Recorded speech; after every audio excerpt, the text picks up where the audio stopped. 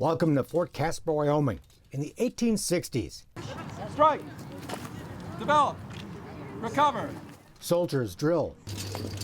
The cavalry trains. 3, 2. And the artillery practices. What we're hoping is to give people just a little bit of a glimpse of what life would have been like during the 1860s when people were living out here. On this hot summer weekend in the 21st century, Pressure, I got pressure. Wyoming's Fort Casper Museum is hosting Casper Collins Day.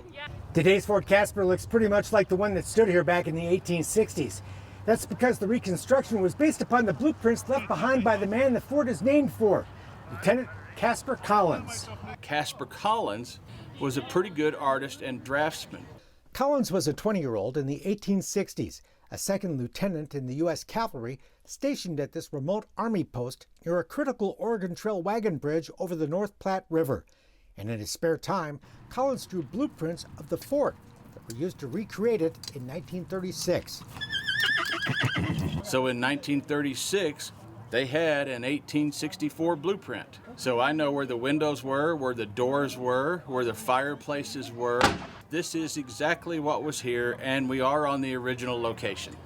Take a peek inside the buildings, and they're all furnished as they would have been in the 1860s. And this is a nice site. It's great fun for reenactors. This really is. I like coming here.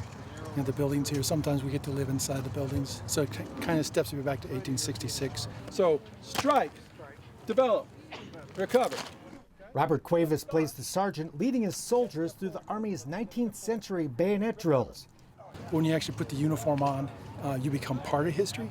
And so you kind of, for a very short period of time, feel what they felt. So it makes those books, those journals, and everything from them, from back then, come back to life. Look at your chest, right there. Form on me! Elsewhere on the post, the cavalry trains. This is just some of the basic drills they did. Just kind of a day in the life of a cav trooper out west. Gallop! March!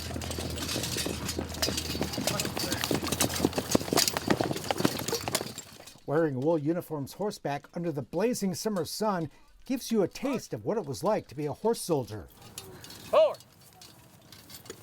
Guard! Oh! That's what we do. The only way to remember history is to tie emotion to history. And so the way to do that is to feel the fabric and to sit in the saddle and to smell the sweat from the horse and the tools and the equipment they used more than 150 years ago.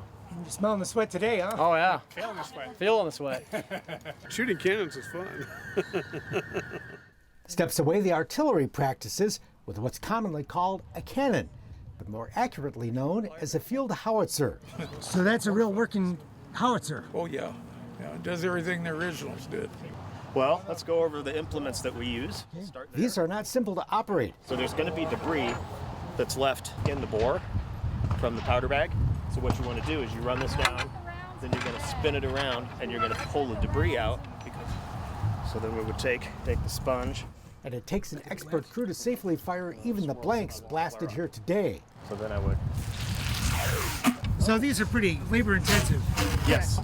These men and women really know their stuff. This is the rear sight, and it tilts, so if you're on the side of a hill or something, it'll always be level. 3, 2. Of course, the fun part is pulling the trigger. Oh, love it, love it, love it. That was awesome. So scary. I liked it. You liked it? There are quieter pleasures here as well, like getting to meet the horses. They're beautiful. The horses earn their keep, hauling away the howitzer after the last shot is fired. It's fascinating to get this glimpse of life into the 1860s, but this life was not easy. Harsh. It would have been a tough existence. There's not another fort for 50 miles that direction and 30 miles that direction. And when this fort starts, you're looking at 25 guys. So these guys, it would have been out here, alone, so to speak. And the men stationed here were in the Army, in a war with the surrounding Indian nations, fighting to preserve their very way of life. Summer of 1865, there was trouble between the Army and the American Indians all up and down the trail, all around. as a direct result of the Sand Creek Massacre the previous winter. Casper Collins was killed July 25, 1865, during an Indian attack on the small detachment he led to protect an incoming wagon train carrying supplies to the fort. The wagon train was attacked that afternoon, and only 3 of its 25 men survived. As a result of the young lieutenant being killed, the Army changes the name of this fort from Plattbridge Station to Fort Casper, using his first name because there's already Fort Collins that was named after his dad.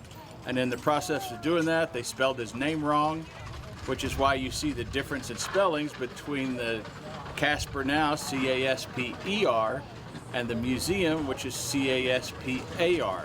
The Indian Wars are, of course, long over, and the fort now stands within the modern city of Casper, Wyoming. Forward to walk. March. But for one weekend in July, Fort Casper comes back to life. 3, 2, 1, fire! Maybe. Providing a unique opportunity to step back in time and into a different world and experience the living history of the American West.